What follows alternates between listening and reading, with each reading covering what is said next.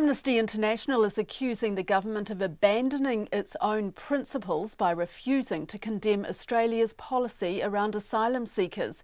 Protesters gathered outside the Australian Embassy in Wellington this morning to mark the 4th anniversary of the reopening of detention centres on Nauru and Manus Island. It comes a day after former Prime Minister Sir John Key received Australia's highest honour in recognition of New Zealand and Australia's close bilateral relationship. Emile Donovan reports.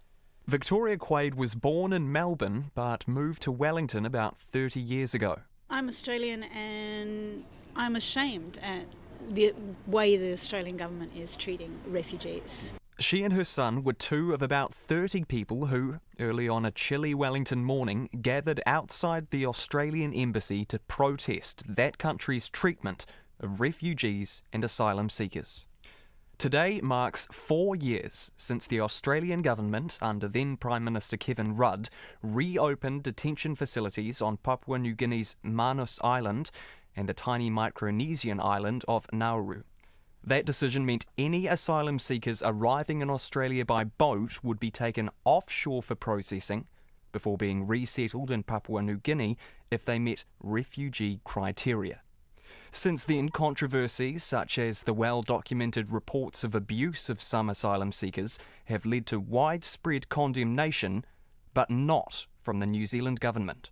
The Executive Director for New Zealand's branch of Amnesty International, Grant Balladon, says the government's continued refusal to denounce the camps reeks of hypocrisy. The New Zealand government has been vocal in speaking out on human rights abuses in other countries around the world like Saudi Arabia and Iran, but it's been completely silent on the issue of abuse of asylum seekers and refugees in offshore detention by the Australian government. So we definitely need to hear much more from the New Zealand government on this issue.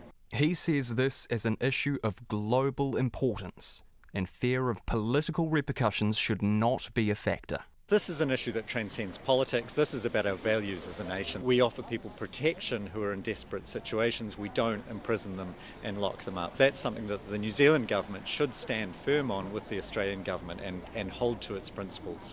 And those calls were echoed by some of the younger voices in attendance, like Abby Fisher. I think that it's very hypocritical for Australia to turn around and put people seeking asylum in detention when every human should be able to seek asylum, whether they come by boat or by plane. I'd like to see New Zealand put on a lot more pressure to Australia. And Victoria Quaid says if people knew what asylum seekers have to go through, they'd be a lot more sympathetic to their cause. I teach English to migrant and refugees.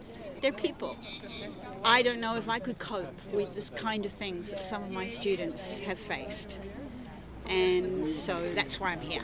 According to the Australian government, just over 1,250 people were still being held on Manus and Nauru as of last October. That figure includes 50 women and 45 children. For Checkpoint, ko Emile Donovan Aho.